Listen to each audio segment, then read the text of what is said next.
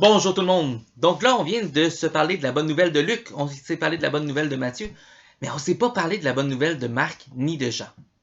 Avez-vous demandé à vos parents c'était quoi les personnages bibliques qu'ils avaient trouvés dans leur texte?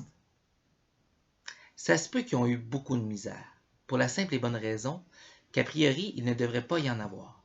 Je vous explique. Dans l'évangile de Marc, l'évangile, la bonne nouvelle que Marc raconte, commence alors que Jésus est un adulte, qu'on présume à plus de 30 ans et qui commence sa vie adulte par le baptême.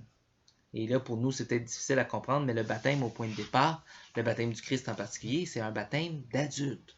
Et il va en être comme ça dans l'Église au moins pour les 4 premiers siècles. On baptisait essentiellement des adultes. On peut pas dire, il y avait peut-être des exceptions, mais on parle surtout des adultes. Ça, c'est une première étape. Donc, l'évangile de Marc, on ne peut pas parler des personnages de la crèche. Il n'y a pas de crèche, il n'y a pas de nativité. C'est bon? On s'en va à l'évangile de Jean maintenant. Jean, c'est celui qui écrit après tous les autres. Donc Marc va écrire dans les années 60, Matthieu et Luc dans les années 80. Jean, lui, écrit dans les années 90-120, donc vraiment après tous les autres. Et lui, c'est pas quelqu'un qui veut écrire un peu les faits textuels, c'est un poète et un philosophe. Il y a quelque chose de vraiment spécial, de très abstrait, notre ami Jean. Alors, au lieu de dire Jésus est né à telle heure, à tel endroit, avec quel personnage, lui, il dit le Verbe s'est fait chair. Alors, on est carrément ailleurs. Donc, on n'a pas vraiment une bonne nouvelle de la naissance de Jésus, ni dans Marc, ni dans Jean. J'aimerais vous parler de la bonne nouvelle de Jésus selon Simon. Simon étant moi-même. Hein? On ne retrouvera pas ça dans la Bible, mais on va retrouver ça à travers peut-être l'analyse qu'on peut faire.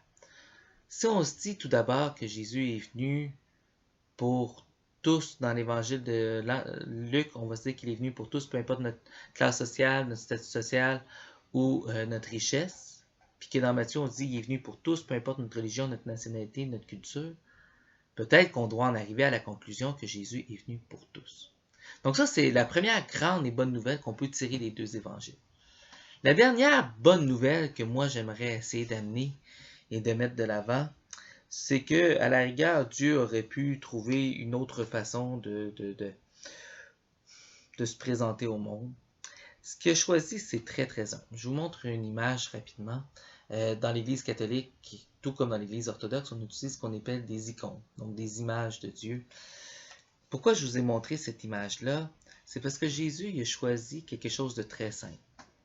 Pour venir au monde, il a choisi l'amour d'un papa, d'une maman. Il a choisi de naître dans une famille, tout simplement. Et pour moi, c'est peut-être la troisième bonne nouvelle. En ce sens que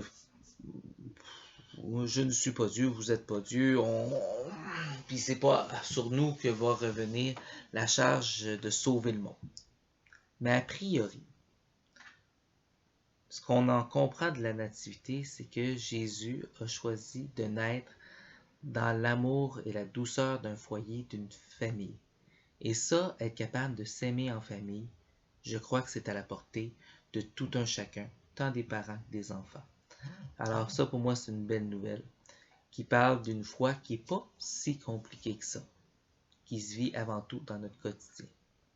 Sur ce, on a terminé notre travail sur la nativité. Ça faisait quand même quelques vidéos, mais au plaisir de se revoir sur d'autres vidéos. Bye bye!